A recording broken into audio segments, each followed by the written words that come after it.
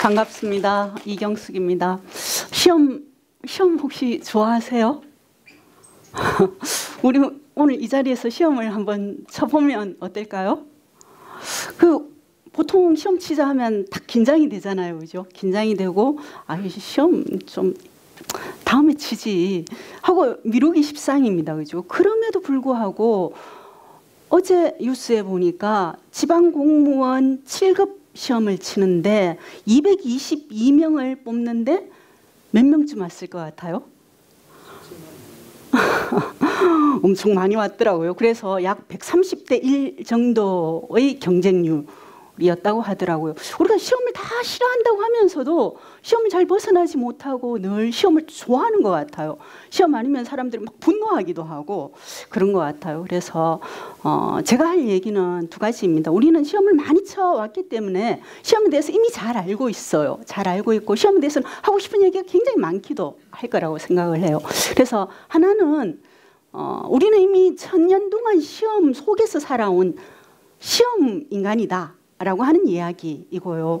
그리고 또 하나는 그래서 우리가 시험이라는 것 속에서만 살아왔기 때문에 시험이라는 트랙 속에 나도 모르게 갇혀버릴 가능성이 있다라는 겁니다. 그래서 이 시험이라는 트랙 바깥으로 벗어나는 것, 이 트랙 바깥에서 벗어나서 우리가 시험을 보면 어떤 것들을 한번 생각해 볼 수 있을까, 이런 이야기를 하고자 합니다.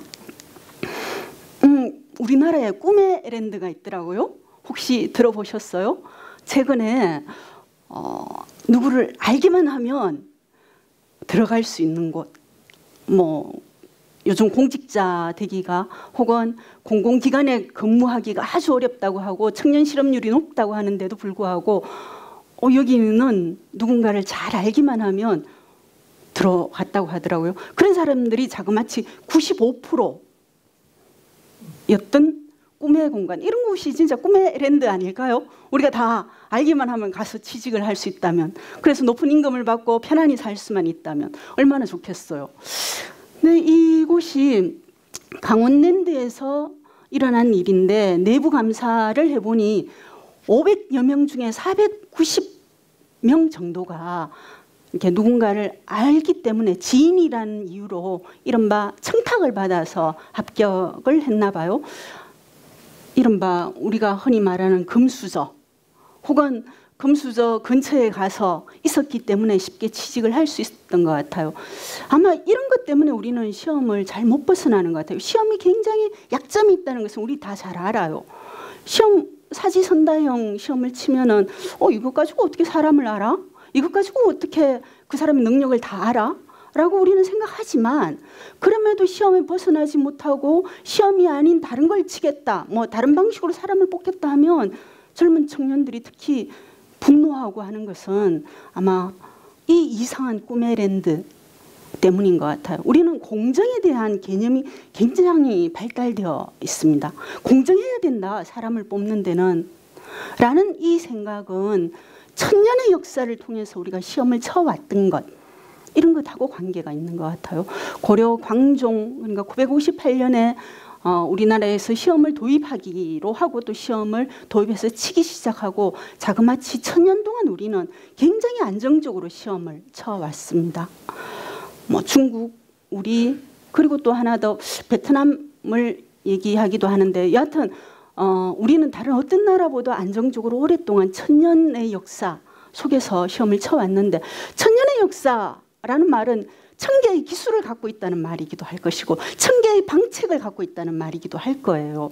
1000년 동안 치면 우리도 사람을 한 2, 3년만 사귀면 다 알 것 같다는 생각을 하잖아요, 그죠? 그런데 자그마치 1000년이라면 시험과 관련해서 우리가 생각해 볼 수 있는 것들은 거의 모든 방책을 다 생각해 봤을 겁니다. 시험을 한 번만에 치니까 이거 안 돼. 이 사람을 제대로 우리가 알 수가 없잖아. 그래서 먼저 소가를 치고 그 다음에 대가를 치겠다.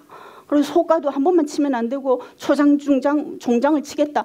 여러 번의 시험의 절차를 거쳐서 시험을 친다든가, 아니면 누가 시험 칠지 그냥 시험장에 막 쫓아와서 시험을 치는 것이 아니라 미리 내가 어떤 사람인데 이곳에서 시험 치겠습니다 라고 장부를 만들어 놓기도 하고, 이런 다양한 방책들이 있었습니다. 그 다음에 채점 방식도 아주 정교했었습니다. 우리 천년의 역사 동안에. 그리고 또 누군가가 이 필체만 보고 채점을 할 때 이렇게 비리를 저지를까 하여 필사를 하기도 하고 이름을 떼고 시험지 채점을 하기도 하고 다양한 방식으로 부정행위에 대한 대응을 하죠. 그런데 그런 대응을 하는 만큼 또 사람들은 누구나 시험을 칠 때 이거 내가 알던 문제인데 이만큼만 단서만 주어지면 이라는 생각을 또 하게 마련인 것 같아요. 그래서 김홍도 그림이나 아니면 뭐 평생도 이런 그림에 보면 우리가 알기로는 과거 시험을 볼 때는 이처럼 뚝뚝 떨어져 앉아서 시험을 쳐야 할 것 같은데 그렇게 또 규정도 되어 있습니다. 한데 실제로 이 조선 후기의 과거 시험장을 이렇게 보여주는 여러 그림들을 보면 이렇게 소복히 모여 앉아서 시험을 쳐요. 소복히 모여 앉아서 시험 치는 장면들이 꽤 여러 개 나와요. 더구나 떼약볕 아래서 시험 치는 게 꽤나 힘들었던 듯 큰 일산 아래, 그러니까 큰 양산 아래에서 모여가지고 서로 의논하면서 시험 치기도 하고 또 어느 해에는 보면 막 엿을 팔기도 하고 그래서 이 시험장에서 엿파는 것 이건 좀 금지를 해야 안 되겠느냐 이런 제재를 요청하기도 하고 그러합니다. 그 김구 선생마저 백범 김구 선생마저 시험 치러 가서 아버지 대신에 답안지를 작성한 이야기를 백범 일지에 적어놓기도 했어요. 그렇게 보면 우리는 시험 이 천년의 역사 동안에 실력 있는 사람을 뽑아서 사람을 써야 된다라는 생각도 했었고 그 다음에 이 시험을 통해서 우리는 실력 없는 사람 누구나 그냥 내가 비리에 의해서 뇌물에 의해서 청탁에 의해서가 아니라 공정하게 사람을 선발해야 된다는 공정의 개념을 가지고 있었습니다. 그리고 또 양반들은 서양의 귀족들이 동일한 책을 읽고 동일한 문제를 가지고 논의했다라는 개념적 의미는 아닙니다. 그죠? 그거는 뭐 신분상 그야말로 신분이라고 한다면 우리나라에서는 양반이 된다라는 것에는 과거 시험을 통과한다는 것이 전제되어 있고 그러고자 하면은 이렇게 공통의 교육 과정, 그러니까 뭐 수학을 거치고 이렇게 쭉 거치는 이 공통의 교육 과정을 통해서 함께 논의하는 것이 가능해야 했었습니다. 그리고 문서화를 통해서 어느 곳에 있든지 누구와도 아주 정확하게 이 서로 자기의 의견을 전달할 수 있는 소통할 수 있는 체계를 갖추고 있었던 거죠. 실제로 과거 시험은 그런 역할을 했습니다. 이 한영우 선생님이 연구한 결과에 따르면 과거 시험을 통해서 개천에서 용이 났었습니다. 그래서 조선 전기에는 급제자 중에 신분이 낮은 자 한미한 집안 출신이 24%가 있었고 이들 중에 93%가 벼슬 생활을 했습니다. 그리고 또 조선 후기에는 40%가 아주 어려운 처지였음에도 불구하고 시험을 통과해서 벼슬살이를 할 수 있었습니다. 이런 점에서 우리 사회는 다른 사회와는 분명히 다른 차이점을 가지고 있었던 것 같아요. 그럼에도 불구하고 성균관 생활을 20여 년 가까이 했었던 윤기라는 사람은 이 사람은 그러니까 소과에 합격하고 대과에 금방 이렇게 합격을 못한 거죠. 과거 시험 합격을 못해서 20년쯤 성균관에서 유생으로 지냈는데 이 사람이 쓴 책에 보면 한미한 집안에서 용이 난다고 진짜 그렇지는 않을 거라고 생각한다 이런 얘기를 해요. 그런 얘기를 하는 것은 이런 것을 보면 알 수 있는 것 같아요. 과거 시험 합격자 중에서 전주이시 합격자가 15,000명 중에 860명 그러니까 절반 우리나라의 성씨가 얼마나 많습니까? 그죠? 절반가량이기도 하고 특히 이 합격자 전주이시 합격자 중에 83%가 조선 후기에 그러니까 이들의 힘이 강해졌을 때 합격을 하거든요. 이렇게 보면 과거 시험이 분명히 공정한 측면이 있지만 그러나 우리가 지금도 수능 시험은 잘 사는 집 아이들이 더 뭐 시험 잘 볼 가능성이 많다. 어릴 때부터 다양한 지원을 통해서 사교육을 통해서 그렇다라고 하는 것과 관련이 되어 있는 것 같습니다. 이렇게 과거 시험을 통해서 성공한 한미한 집안의 사람들이 있죠. 방기민 유엔 총장을 지냈던 집안의 반시 집안의 첫 집안의 어른으로 꼽는다라고 얘기하기도 하는데 반석평이라는 분이 중종 때 천을 출신으로 합격을 했었습니다. 그래서 나중에 형조 판서도 지내고 이랬는데 이분이 뭐 이렇게 관직으로 이렇게 올라가려고 할 때 지금으로 보면 청문회 같은 것을 해서 안 됩니다. 이 한미한 집안의 사람을 어디까지 올리려고 합니까? 안 돼요. 라고 하는데 중종이 아니야. 우리가 뽑았고 실력 있는 사람이니까 딱 임명을 해요. 뭐 이런 게 과거 시험이 가지고 있는 장점인 거죠. 근데 과거 시험 되기는 굉장히 어려웠던 것 같아요. 우리가 잘 알고 있다시피 공무원 시험 되기가 그렇게 어려웠듯이 조선의 과거 시험은 기본적으로 식년시니까 3년에 한 번 치는 것. 나중에 조선 후기에 오면 온갖 부정기 시험이 많이 늘어나기는 하지만 어쨌든 3년에 한 번 치는 시험이었습니다. 전체 조선 500년 동안의 과거 합격자가 15,000명이었습니다. 근데 얼마나 경쟁률이 높았냐 하면 예컨대 정조 24년의 경과 초시 시험에 11만 명이 이 시험을 치려고 몰려들었다고 합니다. 당시에 서울 인구가 한양 인구가 사람에 따라서는 19만, 20만에서 뭐 많이 잡으면 30만까지라고 하는데 서울에 한 20만 정도가 사는데 11만 명, 15만 명 가까운 사람들이 시험 치러 왔다고 생각해봐요. 시험 치고자 하는 사람은 어마어마하게 많은 거죠. 그리고 여기 경북에서도 향시를 칠 때 1600명이 응시를 해서 실제로 합격자가 진사시에 7명이었습니다. 그러니까 시험에 합격하기란 굉장히 어려웠던 거죠. 그래서 모두가 이 시험에 합격하기를 간절히 원했고 간절히 원한 만큼 온 집안이 마치 우리 사시에 합격하도록 하기 위해서 행시에 합격하도록 하기 위해서 수능에 좋은 학교에 아이가 합격하도록 하기 위해서 온 집안이 힘을 쓰는 것과 마찬가지로 당대의 사회에도 그랬습니다. 여기 안동에 예안이라고 있죠. 그죠? 예. 예안에 김택룡이라는 분이 쓴 일기가 남아 있습니다. 그 일기에 보면 뭐 과거 시험과 관련된 이야기가 꽤 많이 있어요. 근데 그 중에서 이제 자기 자식, 자기 아들이 과거 시험 치는 이야기가 있어요.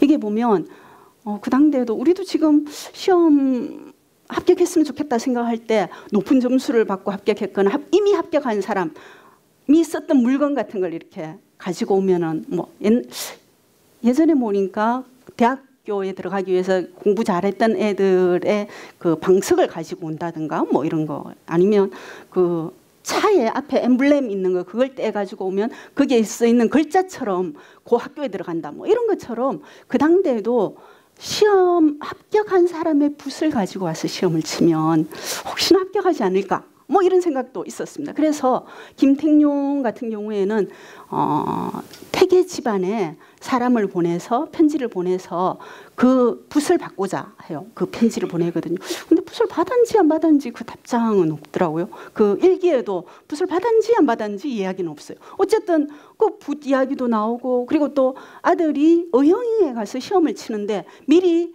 그 시험장에 가서 그 숙소가 잘 되어 있는지 이 사람을 파견해가지고 뭐 좋은 곳인지 알아보기도 하고 내내 긴장을 합니다. 그리고 시험 당일날은 집안 어른들에게 인사도 하고 이렇게 다 하고 아들을 시험장에 보냅니다. 그 이야기들을 일기에 빽빽히 적어놔요. 그런데 시험 치는 당일 바로 1617년 7월 2일 김택룡이 수험생의 아버지가 적은 일기는 단 한 줄이었습니다. 이날이 어흥 과거 시험 날이다. 그가 가지고 있었던 긴장감 이런 것이 확 느껴지지 않나요? 그 아버지가 혹은 부모가 자식 시험 잘 치기를 바라는 마음은 다 똑같은 것 같아요. 연안 박지원 같은 경우에 자기는 뭐 초시에 시험 잘 치고 그 다음에 시험 칠 때에는 기암 개석을 그리고 나왔다는 둥, 백지를 내고 나왔다는 둥, 막 이런 얘기를 하는데, 그런데 정작 자기 아들한테는 자기가 지방에 근무하면서 자기 아들한테는 편지를 막 보냅니다. 야야, 니 시험 공부하고 있나? 몇 장 답안지 연습해봤노? 니 숙부한테 가가지고 니 시험 미리 써본 거 가서 한번 채점도 받아봐라. 이렇게 막 재촉도 해요. 그런 거 보면 부모가 가지고 있는 본인은 뭐 시험이 가지고 있는 한계가 뚜렷하고 시험에 밖에서 벗어나야지만 정말 공부를 할 수 있다라는 얘기를 하지만, 근데 시험이 가지고 있는, 혹은 시험 앞에 서 있는 우리 인간들은 다, 또 특히 부모들의 마음은 비슷한 것 같아요. 그래서 다산 정약용도 이렇게 얘기합니다. 다산을 어느 날 어떤 글재주 좋은 젊은이가 찾아와서 이렇게 얘기를 해요. 아, 나는 이렇게 글을 쓸 수 있습니다라고 보여주면서, 뭐 과거 시험 꼭 쳐야 되나요? 그렇게 얘기를 해요. 그 다산은 자기가 유배 생활을 18년 동안 하는 동안에 아들이, 그러니까 뭐 이른바 패족의 자식이잖아요, 그죠? 그래 아들이 과거 시험을 칠 수가 없어요. 그런 아들한테는 이렇게 얘기를 합니다. 야야, 니 얼마나 행복하냐. 이제부터 너는 과거 시험을 치지 않으니 정말 자유롭게 공부다운 공부를 할 수 있구나. 이제부터 진짜 공부의 시작이다. 이렇게 얘기를 해요. 한데 자기를 찾아온 어떤 젊은이에게 하는 말은 좀 다릅니다. 어떻게 얘기를 하냐면, 진실로 시험이 세상에 걱정거리고 문제가 많고 하지만, 그러나 나라법이 변하지 않고서야 그저 따를 수밖에 없다. 이것이 아니고는 어리를 물을 데도 없다.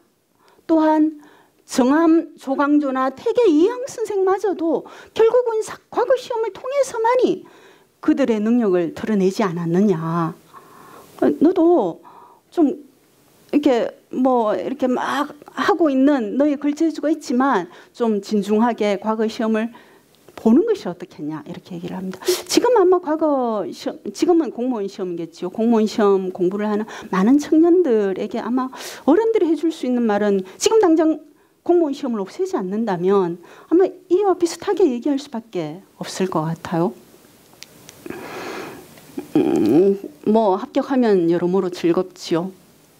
여러 잔치도 있고 홍패 백패도 받고 그러합니다. 그죠? 근데 이 시험은 뭐 전 세계적으로 이렇게 이 교류의 역사를 보여주는 것 같아요. 이 먼저 이렇게 중국, 그리고 우리 베트남에서 시작되었던 이 과거 시험을 서양의 사람들, 서양의 지식인들이 보고 정말 깜짝 놀라요.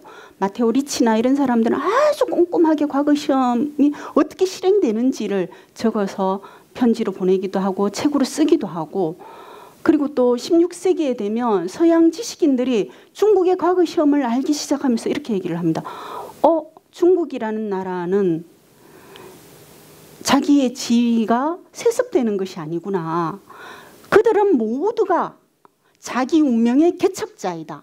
우리는 신분제에 딱 귀속이 되어서 내가 뭐 귀족이면 귀족 이렇게 살아야 되지만, 중국인들은 보니 그야말로 철인들이 정치를 하는 곳이고 그야말로 자기 운명을 자기가 개척할 수 있도록 한 곳이구나, 이렇게 얘기를 해요. 그래서 마이클 요원 같은 사람은 영국 근대화의 시초가 바로 영국이 공무원 시험을 친 때부터다. 1870년부터다. 그래서 마이클 영이 메리토크라시라는 능력주의라는 말을 만들기 시작한 것도 바로 그 책에서 나오는 이야기입니다. 그리고 이것이 돌고 돌아서 미국에 와서 선다형 시험이 개발되고, 이게 우리나라에는 해방 이후에 와서는 우리에게 사지선다형, 오지선다형 같은 형태로 결합되어서 나타나게 됩니다. 그런데 우리는 늘 시험을 치지만 이런 생각을 해봐야 할 것 같아요. 과연 시험으로 발언권을 주는 것, 시험 잘 친 학생에게만 학생권을 주고 그들에게 더 공부할 기회를 주고 그들에게만 관리가 될 수 있는 기회를 주는 이것이 과연 정당한가? 그리고 또 시험이 가지고 있는 한계는 없는가? 실제로 뭐 평민들이 시험을 많이 칠 수도 없었고, 과거 시험을. 그리고 서리나 여자나 천민들은 여러 가지 한계가 있을 수밖에 없었습니다. 일제시대도 역시 이런 문제는 똑같이 있었었고요.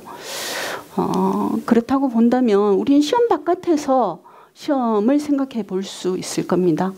시험과 관련된 많은 일이 있었어요. 우리가 시험이 있으면 무조건 다 시험만 쳤던 것이 아니라 시험장에서 정말 목숨을 내걸고 임금의 잘못을 아래는 대책문을 쓰던 임수경 같은 사람도 있고요. 그래서 이 사람은 과거 장원했다가 뭐 이 사람 다시 떨어뜨려야 한다는 논의가 막 벌어졌다 다시 합격은 겨우 시켜주는 이런 일도 있었고, 그리고 바로 여기 안동과 상주에서 있었던 일인데 1717년에 숙종이 세자에게 대리청정하겠다 이 발표가 나고 이 안동과 상주에 있던 선비들이 과거 시험을 대규모로 거부하는 사건이 있습니다. 그래서 시험장에 안 들어가요.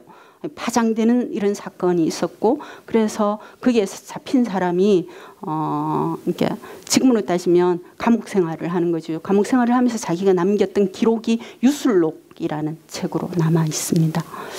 그리고 시험 문제에 대해서도 우리가 어떤 문제를 묻고 있는가, 당대 사회는 이런 고민들을 우리는 해봐야 할 것 같습니다. 그 당대에 나왔던 문제 중에 멀리 떨어진 제주도를 잘 챙겨라.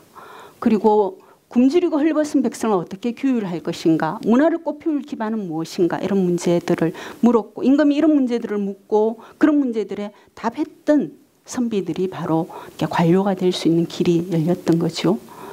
그리고 시험 평가를 받는 사람들은 무엇보다도 이런 생각을 해봐야 될 것 같아요. 우리가 평가를 늘 받지만 실제로는 모든 인간들은 자기 자신을 최초로 평가하고 가장 마지막까지 자신을 평가할 겁니다.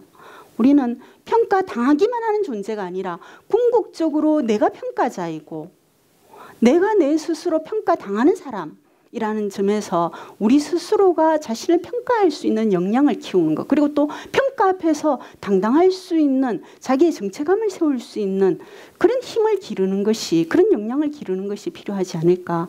그리고 평가를 받을 때 우리는 정말 정당한 대접을 받고 있는가, 평가를 받는 사람의 권리는 무엇인가, 이런 문제들도 생각해 봐야 할 것입니다. 시험의 공정을 넘어서, 근데 시험은 작은 트랙입니다. 시험의 공정을 넘어서 이제는 뭐 새로운 세계가 온다는데, 이 온갖 이 컴퓨터들이, 온갖 새로운 기계 문명들이 인간 사회를 이끌어 간다는데, 우리가 아주 얄팍한 시험에 모든 것을 맡길 것인가, 그것을 더 넘어서서 세상을 정말 평화롭고 좋은 세상을, 공정한 세상을 기획할 방법은 없는가, 이런 생각을 해봐야 할 것입니다. 그리고 마지막으로 이런 질문을 하나 던져볼게요. 다음 중에서 어떤 사람을 시험을 쳐서 뽑아야 할까요? 이건 세상에 따라서 참 많이 바뀌어왔을 겁니다. 우리가 그 사람에게 무엇을 중요시하느냐에 따라서 그에게 요구하는 능력이 달라질 것이고 선발하는 방법도 달라져야 하리라고 생각합니다. 예, 이상입니다. 고맙습니다.